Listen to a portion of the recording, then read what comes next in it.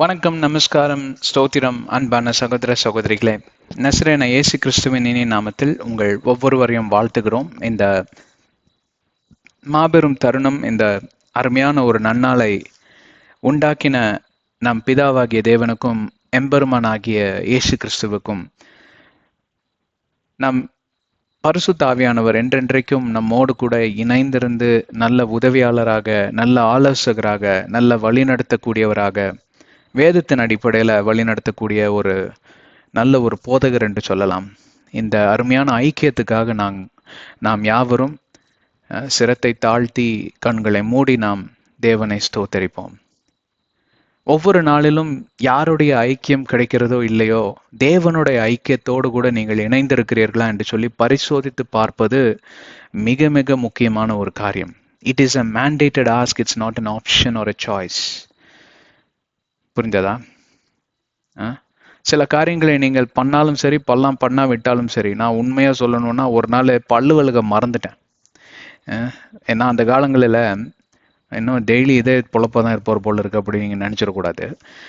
அப்போ அந்த காலங்களில் மிக மிக கஷ்டத்தில், அதாவது எப்படின்னு கேட்டிங்கன்னா, தினமும் 5 நாட்களும் நான் எலக்ட்ரானிக் சிட்டி என்கிற ஒரு இடத்திற்கு, பெங்களூர் பட்டணத்தில் இருக்கக்கூடிய அந்த இடத்துக்கு நான் பிரயாணம் செய்யணும். ஏறத்தாழ ஒசூரை தொட்டு இருக்கக்கூடியது தான் எலக்ட்ரானிக் சிட்டி. நானும் இந்த பக்கமாக இருப்பேன், நார்தர்ன் சைட் ஆஃப் பெங்களூரில் இருப்பேன். அது வடக்கு தெற்கு தானே, இல்லையா? கிழக்கு மேற்கா? இல்லை, வடக்கு தெற்கு தான். சரி, அது அந்த மாதிரி இந்த ஆப்போசிட்டான டைரக்ஷன் இருக்கனால ஒரு ஒன் வே பார்ப்பீர்களானால் 30 to 35 கிலோமீட்டர் ஒன் வே. 2 பக்கம் போயிட்டு வரணும்னா 70 கிலோமீட்டர். பெங்களூர் பட்டணத்தில் ஒரு 5 கிலோமீட்டர் போவதே பார்ப்பீர்களானால் மிக மிக மிக கடினமான ஒரு காரியம்.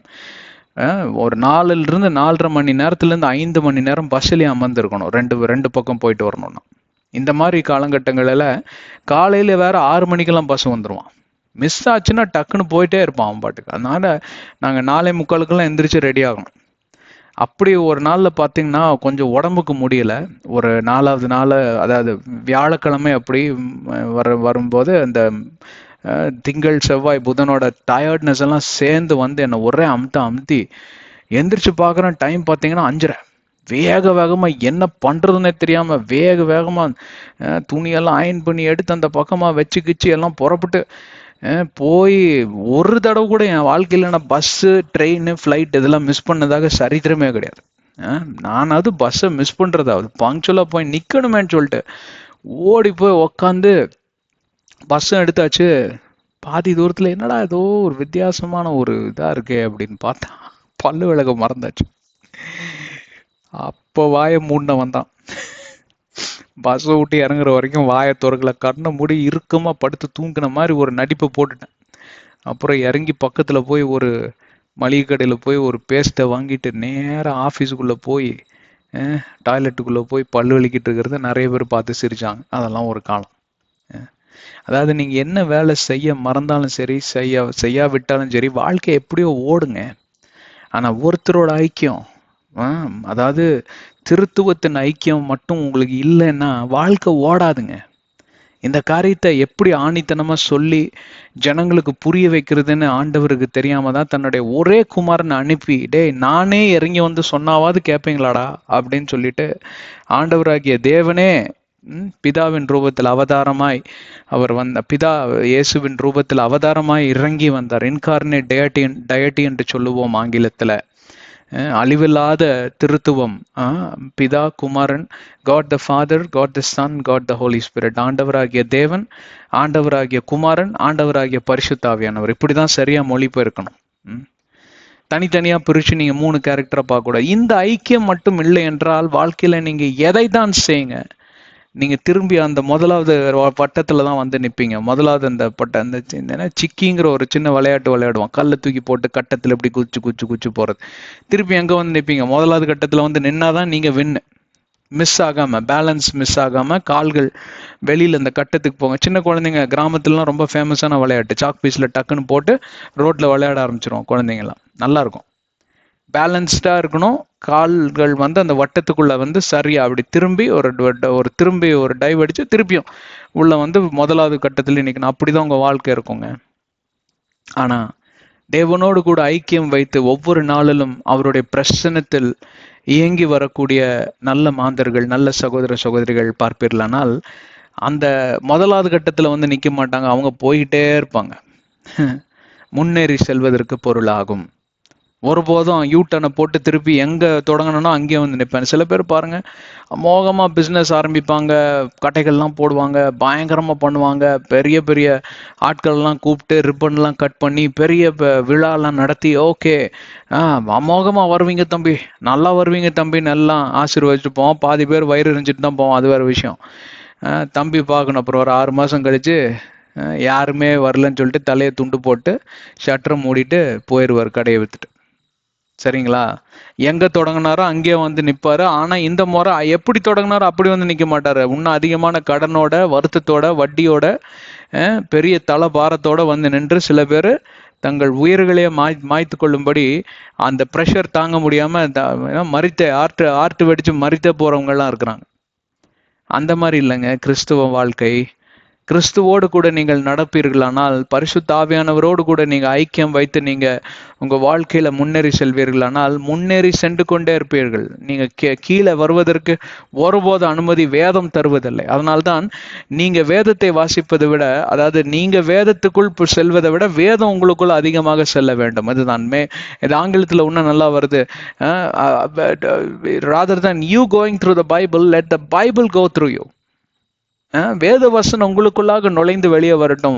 உள்ள இன்புட் வேத வசனம், அவுட்புட் எப்படி இருக்கும் தெரியுங்களா? செழிப்பா இருக்கும், பிரகாசமா இருக்கும், ஒளி விளக்கா இருப்பீர்கள். இருளான சூழ்நிலைகள் எல்லாம் ஓடிய போய்விடும். பில்லி சூனிய கட்டு, மந்திர தந்திர கட்டு, சாத்தானோட செயல்கள், இதோ நடுவான மண்டலத்தின் சேனைப்படைகள், பாதாளத்தின் ஆவிகள் எவைகளா இருந்தாலும் சரி, அவைகளை மேற்கொள்ளுகிற ஜாமவான்களாய் மாறி விடுவீர்களே.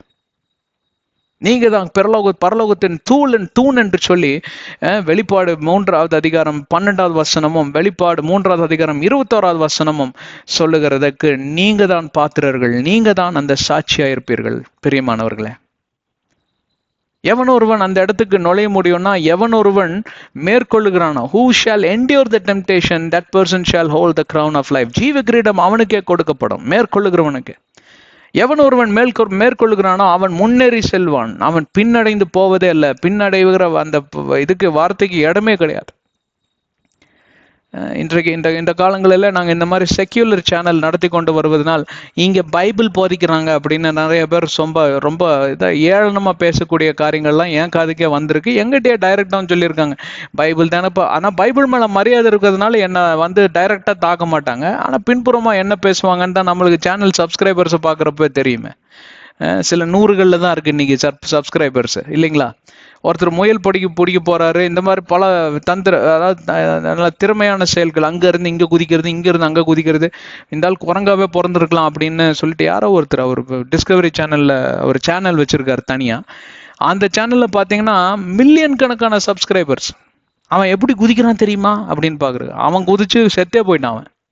அந்த ஆள் அவர் ஆஸ்திரேலியாவில் இருக்கிற ஒரு ஸ்டீவா நம்ம யாரோ ஒருத்தர், அவர் போய் ஒரு கடல் கடையில் போய் ஒரு ஜெல்லி ஃபிஷ் வந்து கடிச்சு வச்சு செத்து போயிட்டார்.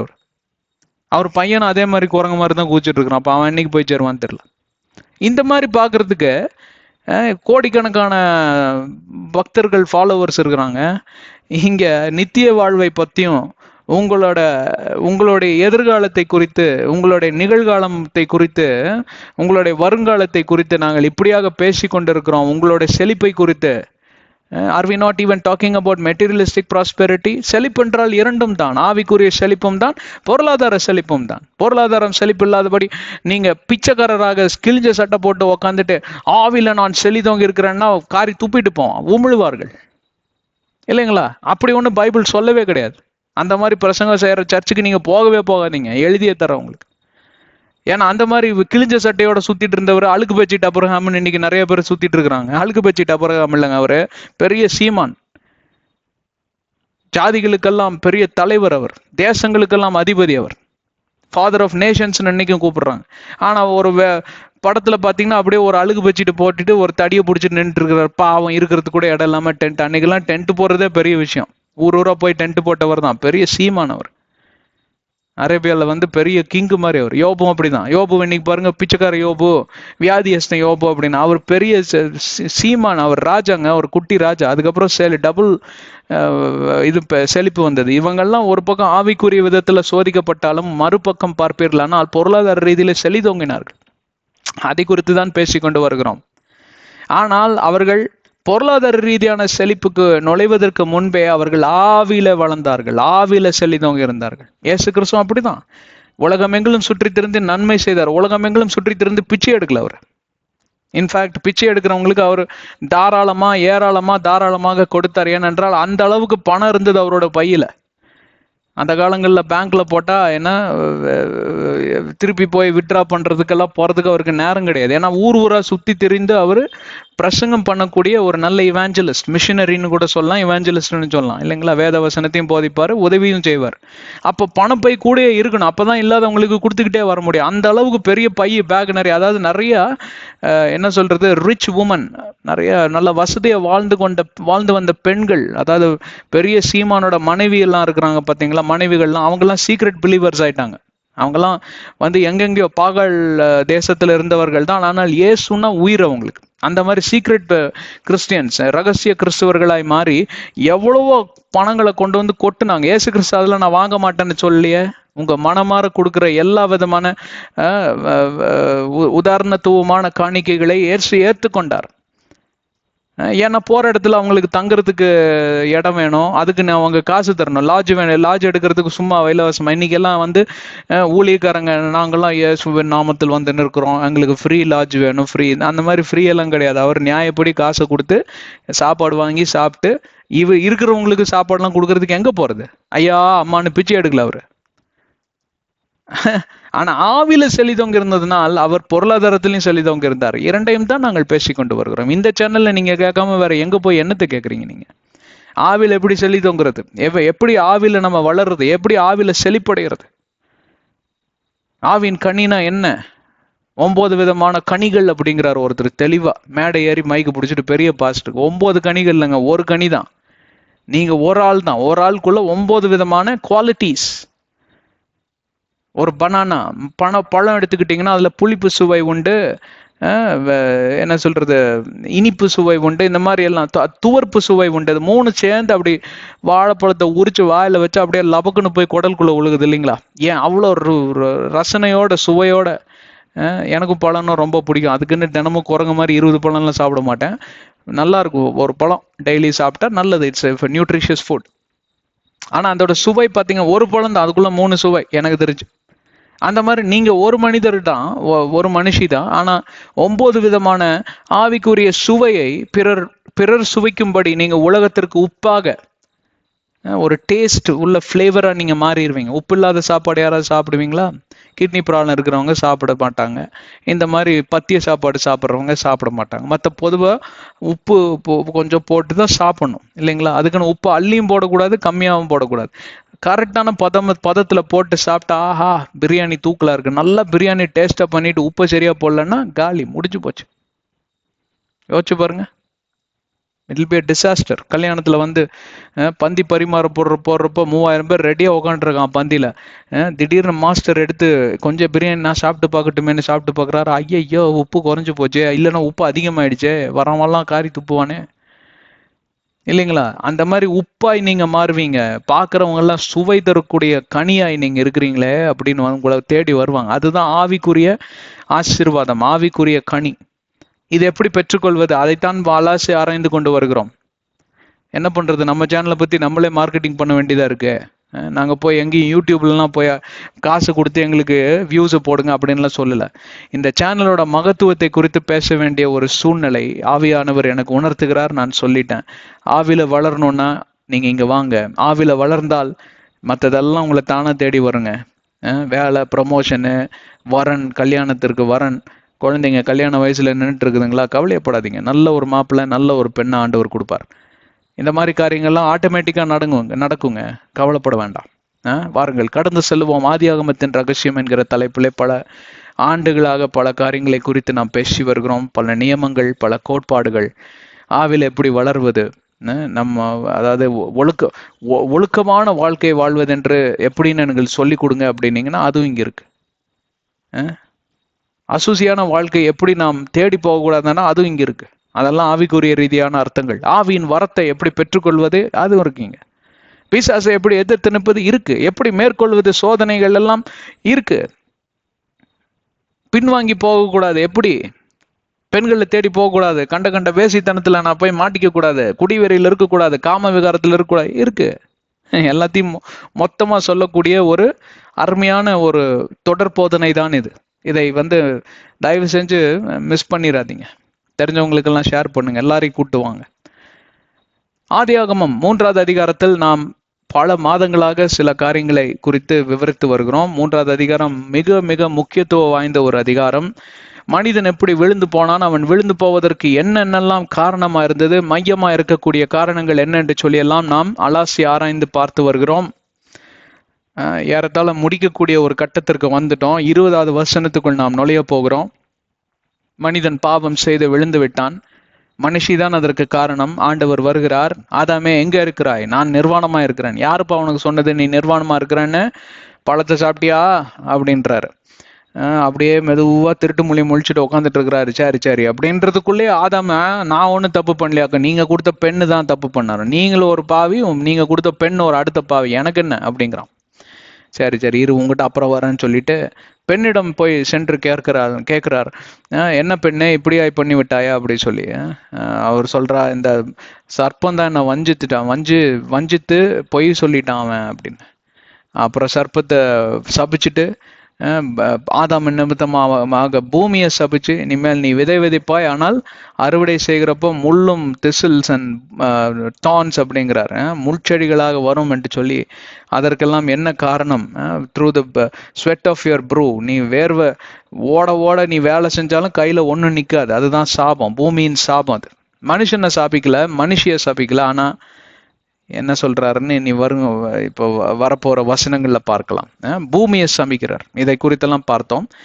அது மட்டும் இல்லாதபடி முறையாக பைபிளில் மரணம் என்கிற வார்த்தை அங்க முதலாவதே சொல்லிவிட்டார். சாப்பிடும் நாளில் நீ மரித்து போவா என்கிறார். ஆனா 2 விதமான மரணத்தை குறித்து நாம் பார்த்தோம் சென்ற அத்தியாயத்துல. ஆவிக்குரிய மரணம் அங்கே நிகழ்ந்தது. அவன் கட்டளைகளை கீழ்ப்படியாத மாத்திரத்திலே, கட்டளைகளை மீறின மாத்திரத்திலேயே அவன் ஆவிக்குரிய மரணம் அடைந்தான். எப்படி சொல்றேன்னு கேட்டா, அப்பொழுதிருந்து அவன் தேவனுடைய கண்களுக்கு மறைக்கப்பட்டான். அதாவது தேவன் அவருடைய கண்களுக்கு மறைக்கப்பட்டான். அதுதான் சரி. தேவனுடைய மூஞ்சி அவன் அதுக்கப்புறம் பார்க்க முடியல, முகத்தை பார்க்க முடியல. முகமாய் பார்த்து தரிசித்தார்கள். ஏன்னா பிதாவுடைய மகன் ஆதாம்.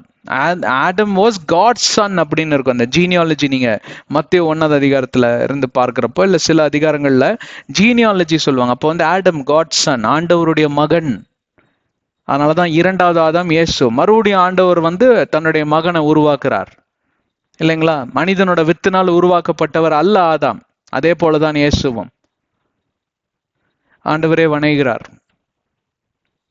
இப்படி அவன் விழுந்து போனான்.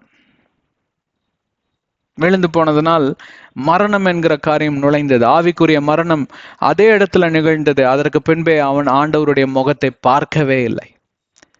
அவன் செய்த பாவத்தினால் எந்த மாந்தர்களும் எந்த விதமான, அதாவது ஆபேல் நல்ல பையன் தான், அருமையான பையன், ஆவிக்குரிய பையன் தான், அவன் கூட பார்க்க முடியல. ஏன்னா அவங்க அப்பா அம்மா செஞ்ச பாவத்து நிமித்தமாக இன்ன வரைக்கும் நம்ம யாருமே அவருடைய முகத்தை பார்க்க முடியாது. அவருடைய பிரசன்னத்தை தான் நாம் உணர முடியும். பிரசன்னத்து நிமித்தமாக நாம் வழிநடத்தப்படுகிறோம். ஆனால் ஆண்டவருடைய முகத்தை பார்க்கும் நாளிலே மரித்து போவோம். ஏனோக்கு பார்த்தார், எடுத்துட்டார் அப்படியே.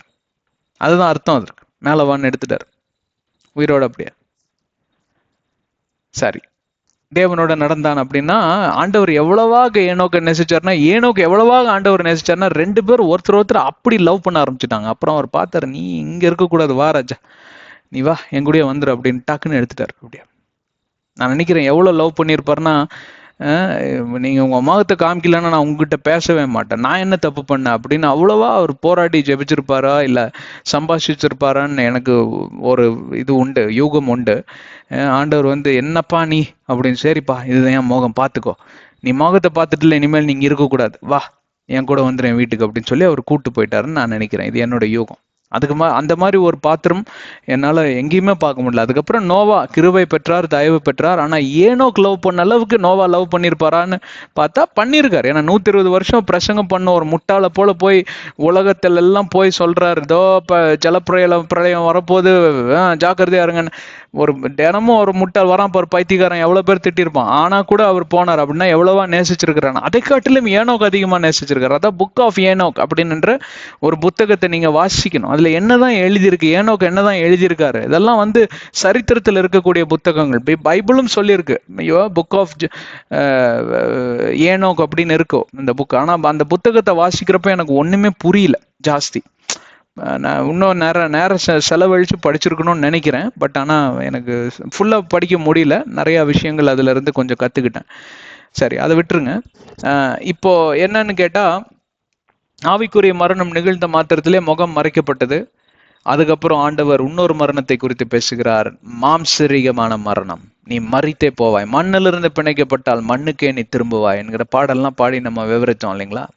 இதுதான் சென்ற அத்தியாயத்தை ரத்தன சுருக்கமா சொல்லிவிட்டேன். இப்ப 20வது வசனத்துக்குள் நாம் கடந்து செல்லக்கூடிய காலகட்டத்துக்கு வந்தாச்சு. 20 நிமிஷம் ஏற்கனவே போயாச்சு. 21வது நிமிஷத்துல 21வது வசனத்துக்குள் போவோம், சரிங்களா? ஆனா 20 21 சேர்ந்து பார்த்துடலாம் நான் நினைக்கிறேன். பார்க்கலாம் இன்னைக்கு எப்படி போயிட்டு இருக்கேன். இப்பொழுது இந்த கலவரங்கள் எல்லாம் நடந்த பின்னே 20வது வசனத்துக்குள் ஆதாம் திருப்பியும் தன்னுடைய மனைவிய டார்லிங் அப்படின்னு கூப்பிட ஆரம்பிச்சிட்டாரு. அப்படியா? வேத வசனத்தில் பார்ப்பீர்கள், ஆனால் டார்லிங் என்று இல்லை. அது வரைக்கும், அதாவது 19வது வசனம் வரைக்கும் அவருக்கு 2-3 விஷயம் புரியவே இல்லை. இப்ப நான் அந்த வசனத்தை படிச்ச பிறகுதான் இந்த காரியத்தை சொன்னா உங்களுக்கு விளங்கும்னு நினைக்கிறேன். 20வது வசனம். 19வது வசனம் என்ன? மண்ணிலிருந்து நீ பிணைக்கப்பட்டாய், மண்ணுக்கே நீ திரும்புவாய், மறித்து போவாயாக, என் மூஞ்சிலே மொழிக்காத போய அப்படின்ட்டார். என் மூஞ்சிலே மொழிக்காத ஆதாம் அப்படின்ட்டு போயிட்டார். இத்தனை நேரம் அதை பத்தி தானே பேசிட்டு இருந்தோம். இப்பொழுது 20வது வசனத்துக்குள் நுழைகிறப்ப, Adam called his wife's name eve.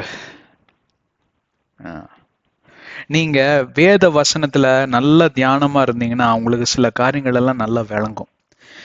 அதாவது, என்னுடைய விழாவிலிருந்து எடுக்கப்பட்டாய், அதனால நீ என்னுடையவள், என் எலும்பாயும் என் தசையாவும் இருக்கிறாய், நீ பெண் என்று அழைக்கப்படுவாய்ன்னு சொன்னார்.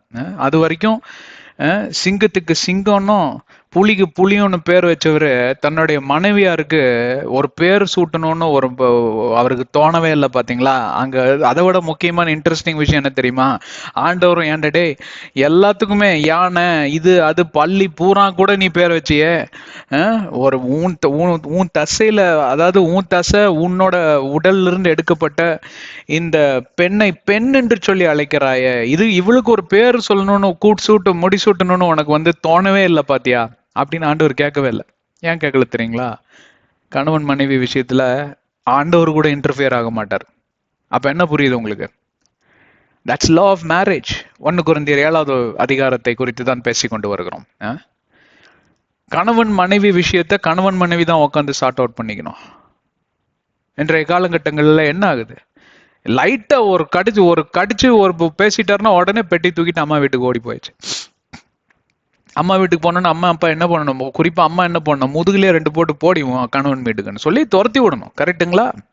You don't belong here. நீ வெக்கேஷனுக்கு வரதா இருந்தா கணவனோட வா, சந்தோஷமா இரு. 1 மாசம் என்ன, 1 வருஷம் வேணாலும் நல்லா இருந்துட்டு போங்க. 1 வருஷம் எல்லாம் வச்சுக்காதீங்க, தப்பு. எவ்வளவு நாள் வேணாலும் இருந்துட்டு போ அப்படின்னு 19 சொல்லிடணும். அது வேற விஷயம். அது என்ன, நீ வந்து அவர்கிட்ட சண்டை போட்டுட்டு வர்றது? அவர் உன்னுடைய கணவன். You have differences with your husband, go and sort it out with your husband. அவர்கிட்ட உனக்கு சில முரண்பாடுகள் இருக்குமானால் அவரிடம் உட்காந்து கலந்து பேசியாக்கும் நீ வந்து ஒரு முடிவுக்கு வரணும். எங்கனால ஒன்றும் பண்ண முடியாதுன்னு கையை விரிச்சிடணும் நீங்க. ஆனா அதுக்குன்னு உண்மையாலுமே வந்து கணவன் அடிக்கிறாரு, துன்புறுத்துறாரு, ஹராஸ்மெண்ட் இந்த மாதிரி இருந்ததுன்னா நீங்க அப்படியெல்லாம் கை விரிக்க கூடாது. அது உங்களுக்கு தெரியும். பெற்றோராகிய நீங்கள் எப்படி அதை கையாள வேணும் என்று சொல்லி எல்லாம் இன்னைக்கு சட்ட திட்டங்கள் எல்லாம் ஒவ்வொரு நாடுகளும் இருக்கிறது. அது வேற விஷயம், டொமஸ்டிக் வயலன்ஸ் என்று சொல்லுவார்கள். அதை குறித்து நான் பேசவில்லை. இவ்வளோ சம்பவம் நடக்குதுங்க. என்னங்க, அந்த எலும்பில் இருந்து எடுக்கப்பட்டதுன்னு பாத்தீங்கன்னா அதுக்கப்புறம் 40 அவர் என்னமோ பேசியாச்சு. 40 மணி நேரம் கதை நடந்திருக்குன்னு வச்சுக்குவோம். இது வரைக்கும் அந்த அம்மாவுக்கு ஒரு பேர் கொடுக்கணும்னு தோணல பாத்தீங்களா? இப்ப ஏன் தோணுச்சு? அப்ப அது முக்கியமான கேள்வி இல்லையா? இத்தனை நாள் தோணாதது ஏங்க இப்ப தோணுச்சு? இப்பதான் மனைவியோட அருமை புரியுது அவருக்கு. அருமை புரியுற அளவுக்கு அந்த அம்மா என்னங்க பண்றது? அந்த அம்மா தானே வந்து இப்போ இந்த ஆதாம் இப்படி இருக்கிற இதுக்கு வந்து அவங்க அந்த மனைவியார் தானே காரணம். அவங்க என்னங்க அப்படி பண்ணிட்டாங்க? ஏறத்தாழ பாத்தீங்கன்னா காலவாரி விட்டாங்க அப்படின்னு தான் சொல்லணும் இல்லைங்களா? தவறு இரண்டு பக்கமும் உண்டு என்று சொல்லியெல்லாம் நாம் ஏற்கனவே அதை குறித்து நாம் விவரித்து விட்டோம். ஆதாம் வந்து தன்னுடைய பெண்டாட்டியை பார்த்து கொள்ள வேண்டிய ஒரு தலைமை ஸ்தானத்தில் தலைமை பொறுப்புல இருக்கிற அந்த பதவியை அவர் வந்து கொஞ்சம் கூட அவர் வந்து கையாளாகாம இருந்ததுனாலதான் இந்த அம்மா வந்து சைட் ட்ராக்க போட்டுக்கிட்டு போயிட்டாங்க பிசாசு கிட்ட. பிசாசுன்னு தெரியாம போய் விழுந்துட்டாங்க. ஏன்னா அவங்க இஸ் a weak vessel. பலவீனமான பாத்திரங்கள் தான். yet they are stronger. ஆனாலும் பலவான்கள் தான். அதை குறித்தெல்லாம் ஏற்கனவே நான் பேசியாச்சு. அதை அங்க அந்த சப்ஜெக்டுக்குள்ள நான் போகல. இப்ப ஏங்க திடீர்னு வந்து டார்லிங் அப்படிங்கிறாரு? அப்போ டார்லிங் சொன்னது அதுக்கப்புறம் எத்தனையோ மேட்டர் ஆகி போச்சு. திட்டத்தட்ட இந்த கதையெல்லாம் வேத பாரகர்கள் பாக்குறப்போ என்ன சொல்றாங்கன்னு கேட்டா, ஏவலை உருவாக்கி திட்டத்தட்ட 40 வருஷம் நடந்த கதை தான் இந்த 19 வசனம். சும்மா 19 வசனம் 19 நாள்லயோ 19 அவர்லயோ 19 மணி நேரங்களிலேயோ முடியவில்லை. சில ஆண்டுகள் ஆயிற்று. 40 ஆண்டுகள் கழித்து பெயர் சூட்டணும்னு ஒரு முடிவு வருது பாத்தீங்களா? ஏவாள். அண்ட் முறையாக அவர் என்னன்னு கூப்பிடுறாரு? Adam called is wife's name. வைஃப்ங்கிற அந்த ஒரு வார்த்தை, அந்த பதம் இப்பொழுதுதான் வருகிறது. அது வரைக்கும் பெண் பெண் பெண் பெண். எங்காவது காட்டுங்க பார்க்கலாம் வைஃப்ங்கிற வார்த்தை, எங்காவது காட்டுங்க பார்க்கலாம். எவ்வளவு நாள் ஆச்சு உருவாக்கி? ஆண்டவர் வந்து சொன்னார் ஒரு கட்டளை, therefore a man shall leave his father and mother and be joined with his wife and they shall become one flesh. 24வது வசனம் அங்க நீங்க காட்டுவீங்க, எனக்கு தெரியும். ஆதியாகமம் 2:24. அது ஆண்டவர் சொன்னது, ஆதாம் சொன்னது கிடையாது. she is my wife அப்படின்னு நிறைய பேர் அறிமுகமே படுத்த மாட்டாங்க. நான் இது ஏன் வீடு பாருங்க அப்படின்னு. கடைசியில மனைவி எது கூப்பிடுவாங்க? எல்லாத்துக்கும் தண்ணி கொடு அப்படின்னு ஒரு வேலைக்காரிய கூப்பிடுற மாதிரி கூப்பிடுவாங்க நிறைய வீட்டுல. ரொம்ப கஷ்டமா இருக்கும். அந்த அம்மா மூஞ்சிய சுருங்கி போகும், ஆனாலும் வெளியில காமிச்சுக்காது. ஒரு துக்கம் அடைந்த ஒரு சிரிப்பு, துக்கம் கலந்த ஒரு சிரிப்பு, துக்கத்தை மறைக்கிறதுக்கு எப்படின்னு ஜென்டிலா ஸ்மைல் பண்ணிட்டு போற மனைவியார்கள் எவ்வளவு பேர் இருக்காங்க. தவறுங்க, தவறு. மனைவிக்கு கொடுக்க வேண்டிய கனத்தையும் மரியாதையும் நீங்க கொடுத்தே ஆகணும். இப்போ முக்கியமான கேள்வி திருப்பி கேட்கிறேன். ஆதாம் எதற்காக இப்போ 2 காரியங்களை அங்க பிரயோஜனப்படுத்துகிறார், உபயோகப்படுத்துகிறார்? 1 மனைவி, 2 மனைவிக்கு பேர் வைக்கிறார். இன்னைக்குதான் ஹாப்பி பர்த்டே டு ஈவ் அப்படின்ற அந்த ஒரு செலிப்ரேஷன் நடக்கிற மாதிரி எனக்கு ஒரு ஃபீலிங். அன்னைக்கே அவர் வந்து ஒரு மிருகத்துக்கு இருக்க கூட மரியாதை கூட அந்த அம்மாவுக்கு அவர் கொடுக்கலங்க, இல்லைங்களா? ஏ ஆடு இங்க வா, ஏ புலி இங்க வா, சிங்கம் இங்க வா, ஏ பெண்ணே இங்க வா, இங்க வா அப்படிங்கிற மாதிரி. ஒரு ஜாதி இருக்கு நம்ம தமிழ்நாட்டுல, அவங்க மனைவியார் துணைவியார் இப்படி எல்லாம் கூப்பிடவே மாட்டாங்க. வெளியில போறப்ப எங்க எங்க வீட்டுக்காரி அப்படின்னு சொல்லுவாங்க, அவ்வளவுதானே தவிர மனைவின்னுலாம் சொல்ல மாட்டாங்க. வீட்டுல அவங்க பேரை சொல்லி கூட கூப்பிட்டா எங்க அவங்களுக்கு வந்து மமதை வந்துருமோன்னு சொல்லிட்டு அவர்களே ஏய் அப்படின்னு தான் கூப்பிடுவாங்க. இன்னொன்னு அந்த அம்மா கரெக்டா வந்து இன்னைக்கு, ஏங்க நீங்க மாடா ஆடா வந்து இன்னொன்னு வந்து நிக்கிறீங்க, என்ன ஏன்னு கூப்பிடுற அப்படின்னு கேட்க வேண்டாமா? அவங்க கேட்க மாட்டாங்க. ஏன்னா அவங்க ஜாதியோட வழக்கம் அப்படியாம. என்ன ஜாதின்னு சொல்ல மாட்டேன், இவரு தான் சண்டையை தூண்டி விடுறாருன்றுவாங்க. நான் கண்ணார பார்த்தது, எனக்கு தெரிஞ்ச ஒரு ஜாதி மேல் ஜாதி, கீழ் ஜாதி கூட கிடையாது, தேர் அப்பர் காஸ்ட். சரிங்களா? அப்பர் காஸ்ட்னா உடனே வந்து பிராமணர்களை குறித்து இவர் பேசுறாரு. பிராமணர்கள் கிடையாது, போதுமா? ஓகே. ஏன்னா இன்னைக்கு அது பெரிய கலவரத்துல போய் விடுது. அப்பர் காஸ்ட்னா உடனே அவர்களை அவங்க இழுத்து விட்டுறீங்க. நிறைய நல்ல ஜனங்க, பெரிய பெரிய சமுதாய எழுச்சியெல்லாம் அந்த பிராமணர்கள் தான் பண்ணாங்க. அதனால விட்டுருங்க, நான் அவங்கள பத்தி பேசல. நான் எல்லாத்தையும் நேசிக்கிறேங்க, நான் எல்லாத்துக்கும் பொதுவானவன். எனக்கு கிறிஸ்தவன், பிராமணர்கள், இந்து, முஸ்லிம் என்றெல்லாம் கிடையாது. எனக்கு எல்லாரும் சகோதர சகோதரிகள். நீங்க எல்லா தேவனுடைய பிள்ளைகள். வேதமானது பொதுவானது. கிறிஸ்துவர்களுக்கு தான் வேதம் சொந்தம்னு யாரு சொன்னது? மனுஷன் சொன்ன, ஆண்டவர் சொல்லல. உண்டாக்கின சிருஷ்டி கர்த்தர் சொல்லல. யாவரும் ஒன்றே ஒரு இருக்கு, ஒன்றே தெய்வம் ஒன்றே குலம் அப்படிம்பாங்க. அது எனக்கு அதுல உடன்பாடு இல்லை, ஆனாலும் logically I accept. Okay, leave it. நம்ம வந்துடலாம் விஷயத்துக்கு. Adam called his wife's name eve அப்படிங்கிறார். டார்லிங் அப்படின்னு அர்த்தம். அந்த பார்த்துருக்கு, என்னடா புதுசா டார்லிங் சொல்றான். நிறைய பேர் பாருங்க, மனைவி கிட்ட குழஞ்சிக்கிட்டு வருவாங்க, இல்ல மனைவி கணவன் கிட்ட குழஞ்சிட்டோன்னா அவரு கரெக்டா கேட்பாரு, என்ன வேணும் இன்னைக்கு அப்படின்னு பாரு. அந்த கடையில இருந்து மட்டன் பிரியாணி வாங்கி சாப்பிடலாங்க, எனக்கு கை கால்லாம் வலிக்கிற மாதிரி இருக்கு, அதுக்குதான் இந்த குழச்சியா நீ அப்படின்பாரு.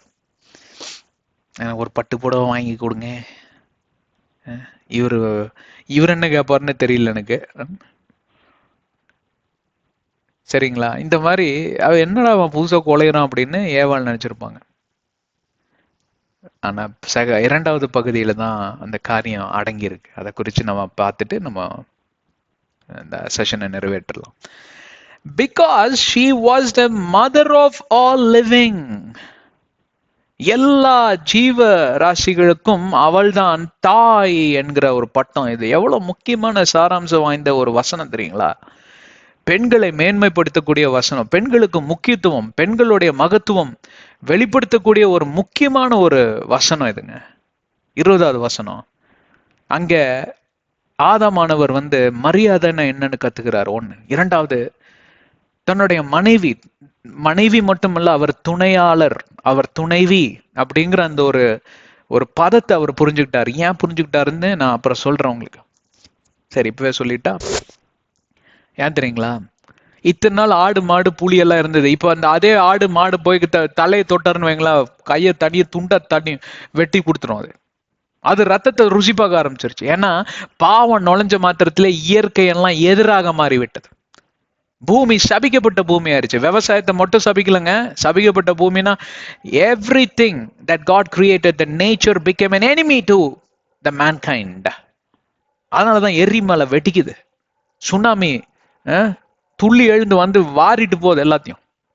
நிலநடுக்க தான் வருது. பூமி சபிக்கப்பட்டதாயிடுச்சுங்க. அதே போலதான் இன்னைக்கு புல்ல தின்னுட்டு இருந்த ஆடு மாடு மாதிரி பாரு, புல்லு தின்னுட்டு இருந்த இந்த சிங்கம் புலியெல்லாம் சடனா பாத்தீங்கன்னா வேட்டையாட ஆரம்பிச்சிருச்சு.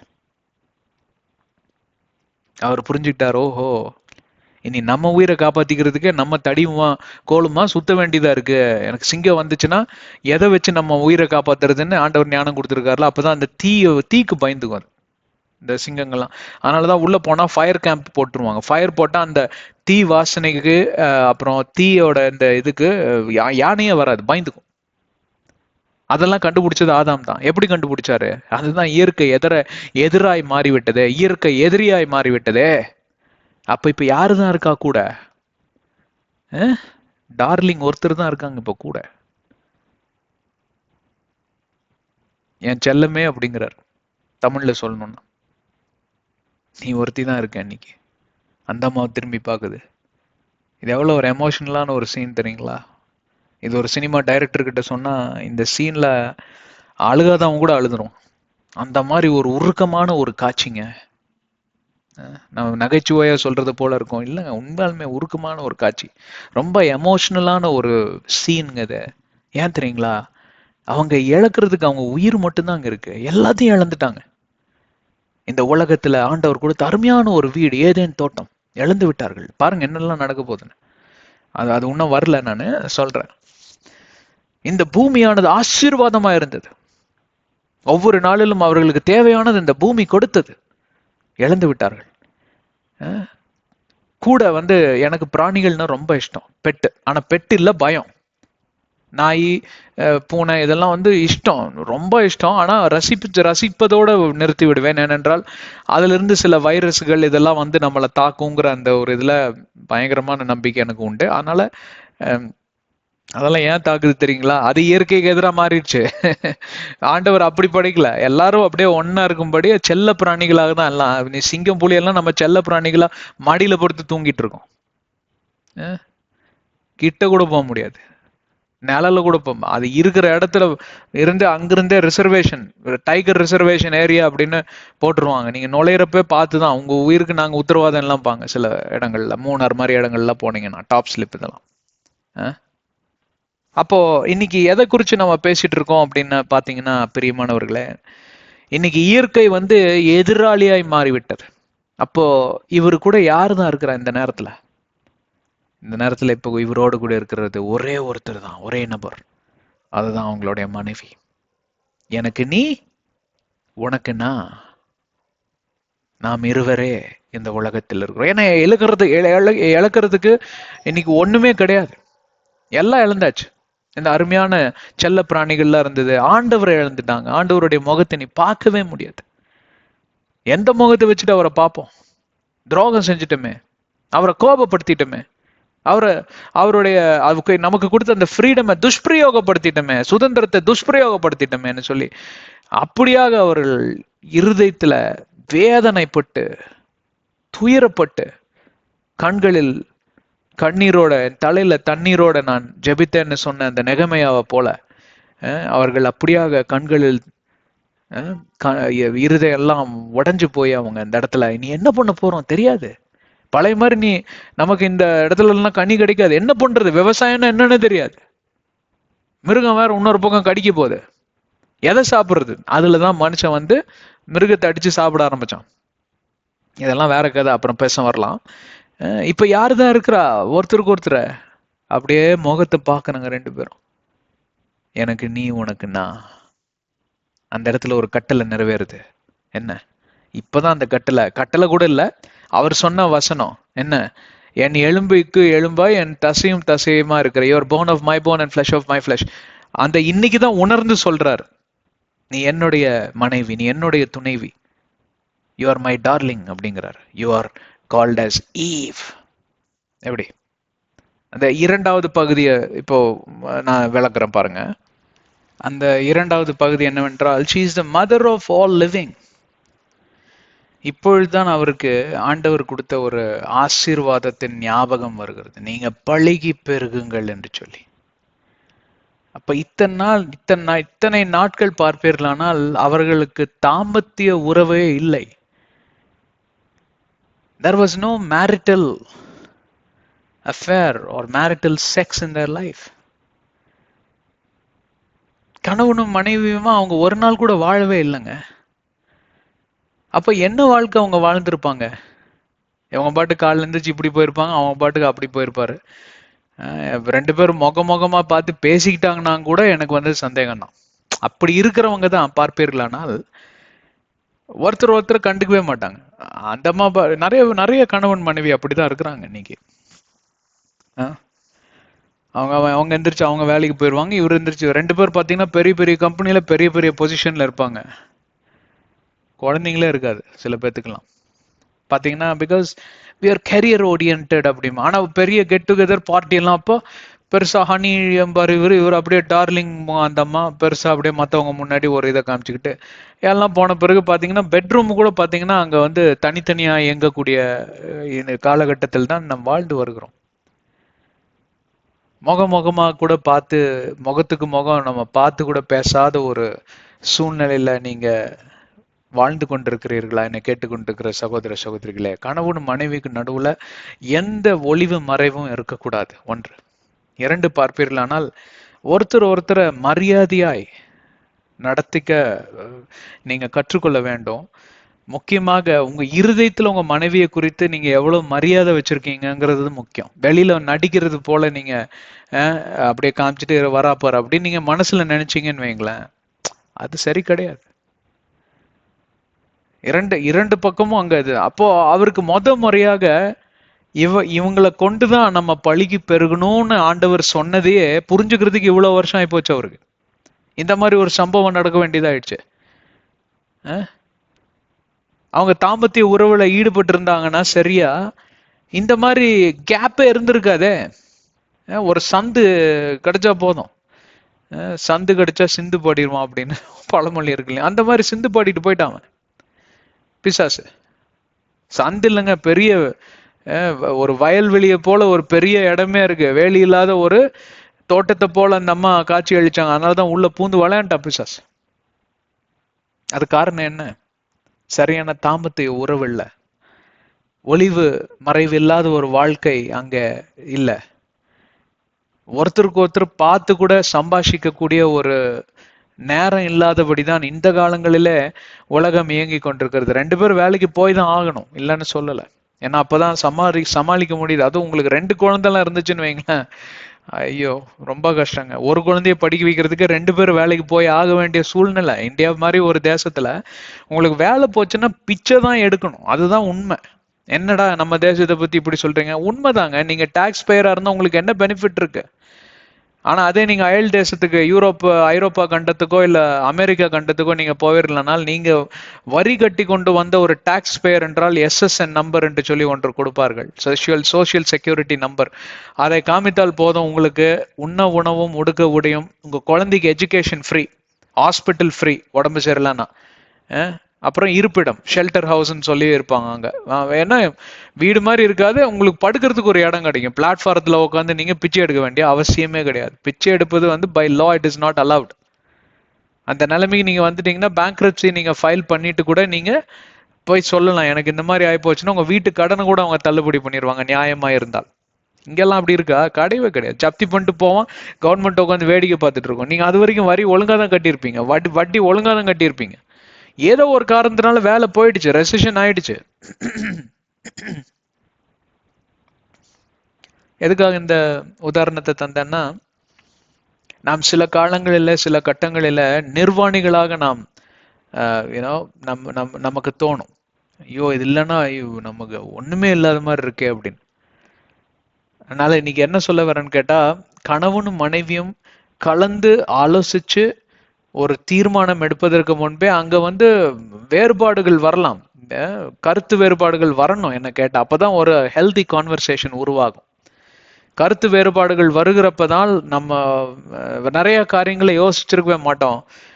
ஆனா அவங்க மனைவியார் சொல்றதா இப்படி நம்ம யோசிக்கவே இல்லையா, கணவன் சொல்றதா இவன் நம்ம இப்படி யோசிக்கவே இல்லையா. கருத்து வேறுபாடு இருக்கலாம், ஆனா உடனே சண்டை போடக்கூடாது. அதென்ன நீ என்ன எதிர்த்து எதிர்த்து கேட்டுக்கிட்டே இருக்கிற, அப்படி இல்லை. புரிய வைங்க, நீங்களும் புரிஞ்சுக்கோங்க. அப்ப இன்னைக்கு என்ன சொல்ல வரேன்னு கேட்டா, நீ கணவனும் மனைவியும் ஒளிவு மறைவு இல்லாமல் இருந்தால் மட்டும் பத்தாது, நல்லா உழைக்கணும். 2 பேரும் வேலைக்கு போகணும், நல்ல குழந்தைங்களை படிக்க வைக்கணும், உழைச்சதுக்கு மேல உங்களுக்கு நிறைய காசு இருந்தா இல்லாதவங்களுக்கு கொடுக்கணும். இதெல்லாம் கட்டளை தானே. Be a cheerful giver. எப்படி நீங்க சியர்ஃபுல்லா சிரிச்சுக்கிட்டே கொடுக்க முடியும்? அந்த அளவுக்கு உங்களுக்கு நல்லா சம்பாரிச்சிருக்கணும், நல்ல வேலை ஸ்தலத்துல இருக்கணும் நீங்க. அந்த மாதிரி இருந்த இழப்புகள்லாம் வர ஆண்டவர் ஒருபோதும் அனுமதி தர மாட்டார், கவலையப்படாதீங்க. நம்ம தானியல், சாத்ராக், மேஷாக், ஆபேத்நேகோ, நம்ம யோசேப்பு, இவங்கெல்லாம் கவர்மெண்ட் வேலையில இருந்தவங்க தான். பொலிட்டீஷியன்ஸ் வேற, தாவீது ராஜா, எல்லாம் பெரிய பொசிஷன்ல, மோர்தெகாய், இவங்கெல்லாம் யாரு? எல்லாம் வேலைக்கு செஞ்சு வேலை செஞ்சுட்டு வேலை ஸ்தலத்துல நல்லா உயர்த்தும்படி ஆண்டவர் சில தாளந்துகளை தந்திருந்தார். அதே போல உங்களுக்கு தாளந்து தருவார். ஆனா அதற்கு மூலகாரணம் என்ன தெரியுங்களா?